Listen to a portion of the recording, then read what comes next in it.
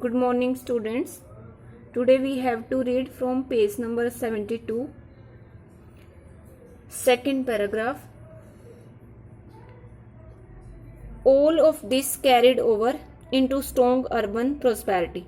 इससे पहले हमने जो पढ़ा था, हम लेट एंटिक्विटी के बारे में पढ़ रहे हैं और इसमें हमने पढ़ा था कि जो डायक्लिशियंस था उन्होंने बहुत सारे नए चेंजेस किए। उसके बाद जो ऑगस्टस आए, एम्परर सम्राट ऑगस्टस, उन्होंने चेंजेस किए। जैसे उन्होंने मोनेटरी सिस्टम में बदलाव किया। सोलिडस जो था एक नया सिक्का उन्होंने चलाया जो 4.5 ग्राम का प्योर गोल्ड का होता था। इसके बाद उन्होंने अपनी जो उनकी कैपिटल थी उसको कॉन्स्टेंटाइनोपल में चेंज किया। तो ये बहुत सारे उन्होंने बदलाव किए और बहुत सारी औद्योगिक इकाइयां उन्होंने शुरू की, industrial units.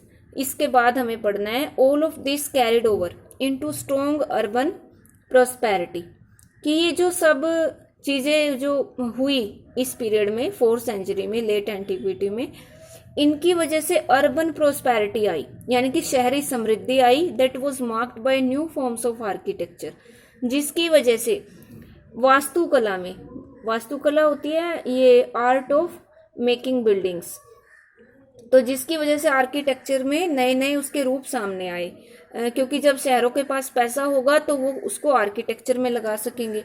And an exaggerated sense of luxury, और ऐसो आराम की चीजों में भी असाधारण बदलाव हुआ, बहुत सारी आ गई। The ruling elites were wealthier and more powerful than ever before, पहले से भी ज्यादा जो कुलीन वर्ग था, शासक वर्ग, वो अमीर हो गया और ज्यादा शक्तिशाली हो गया।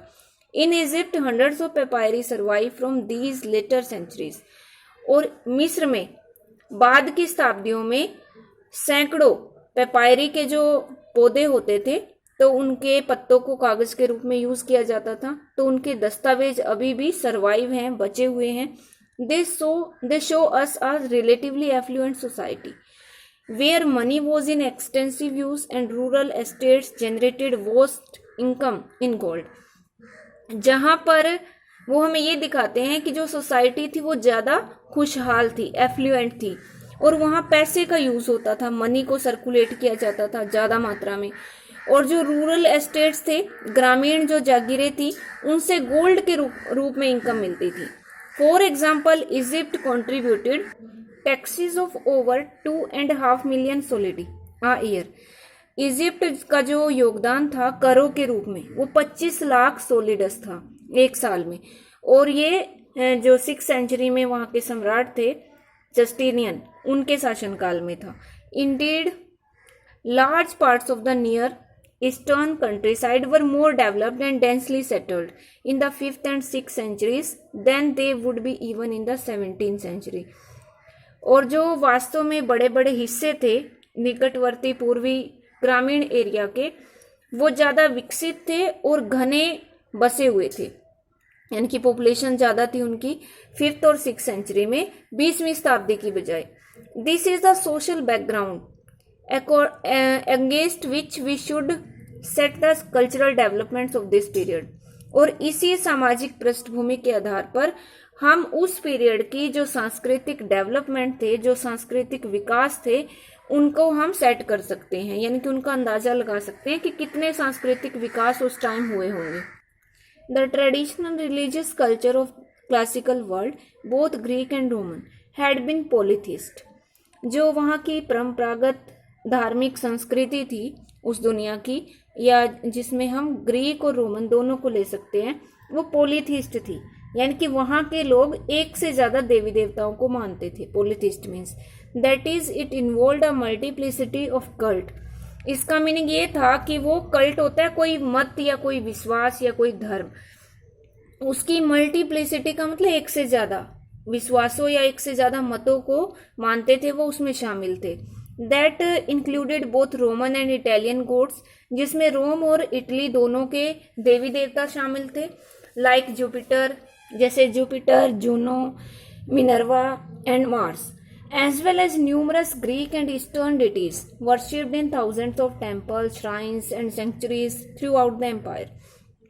और बहुत सारे, इसके साथ ही असंख्य ग्रीक और पूर्वी जो एंटिटीज थे, यानी कि पूर्वी प्रदेशों के देवी देवता थे, उनके हजारों मंदिरों में, मठों में, देवालयों में पूजा की जाती थी पूरे एम्पायर में, पूरे साम्राज्य में।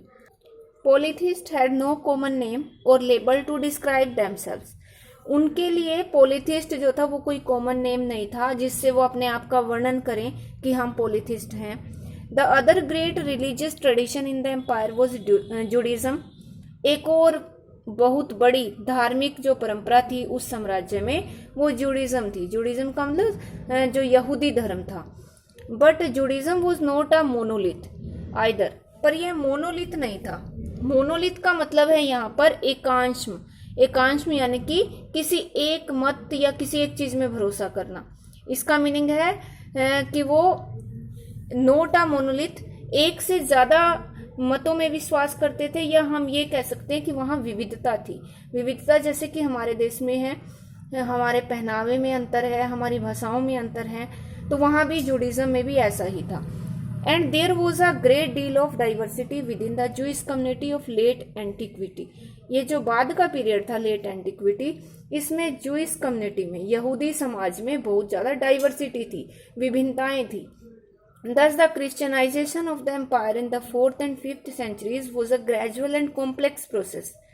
इसीलिए वहां पे जो क्रिश्चियनाइजेशन शुरू किया गया था एम्पायर में, क्रिश्चियनाइजेशन मतलब ईसाईकरण, यानी कि सभी लोगों को ईसाई बना देना, तो वो 4th और 5th सेंचुरी में शुरू हुआ था। और ये ग्रेजुअल और कॉम्प्लेक्स प्रोसेस था, यानी कि क्रमिक और मुश्किल प्रक्रिया थी।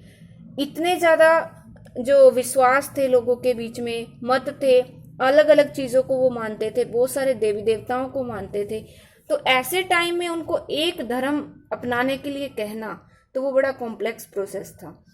पोलिथिज्म डिड नॉट डिसअपियर ओवरनाइट। और जो पोलिथिज्म, बहुदेववाद, यानी कि एक से ज्यादा देवताओं को मानना, वो भी पूरी तरह गायब नहीं हुआ था। Especially in the western provinces, मुख्य रूप से पश्चिमी प्रदेशों में, जैसे कि स्पेन के आसपास का जो एरिया था, where the Christian bishops waged a running battle against beliefs and practices. जहां पे जो क्रिश्चियन ईसाई धर्म प्रचारक थे वो विरोध करते थे इन विश्वासों का और इन प्रक्रियाओं का जो अब तक चली आ रही थी। They condemned more than the Christian laity. Christian laity का मतलब है जो ईसाई जन साधारण लोग थे, यानी कि जो ईसाई धर्म को मानते थे और साधारण लोग थे, उनके बजाय ये जो क्रिश्चियन बिशप्स थे या क्रिश्चियन पादरी थे वो ज्यादा बुराई करते थे इन चीजों की। The boundaries between religious communities were much more fluid in the 4th century than they would become thanks to the repeated efforts of religious leaders। 4th शताब्दी में जो भी इन धार्मिक समुदायों के बीच में बाउंड्रीज थी, बाउंड्रीज का मतलब सीमाएं थी, वो इतनी ज्यादा कठोर नहीं थी 4th सेंचुरी में जितनी इन रिलीजियस लीडर्स ने, यानी कि इन धार्मिक नेताओं के प्रयासों से बन गई थी। इनके बाद में इन्होंने अपने प्रयासों से उन कम्युनिटीज के बीच में बहुत बड़ी बाउंड्रीज खड़ी कर दी, यानी कि उनके बीच में अंतर पैदा कर दिए, उनको इस तरीके से भड़काया, इस तरीके से एनफोर्स किया कि वो ईसाई धर्म को अपनाएं कि वो एक दूसरे के बिल्कुल खिलाफ हो गए। और ये रिलीजियस लीडर्स कौन थे? The powerful bishops who now led the church. ये वो शक्तिशाली पादरी थे जो चर्च का नेतृत्व करते थे। To rein in their followers and enforce a more rigid set of beliefs and practices. और ये अपने अनुयायियों को एनफोर्स करते थे कि वो ज्यादा जो कठोर है, ज्यादा जो कठोर विश्वास या प्रैक्टिसेस हैं उनको अपनाएं, या अपने विश्वासों या अपने रीति रिवाजों को कठोरता से अपनाएं। उनको ऐसे ये एनफोर्स करते थे, मजबूर करते थे।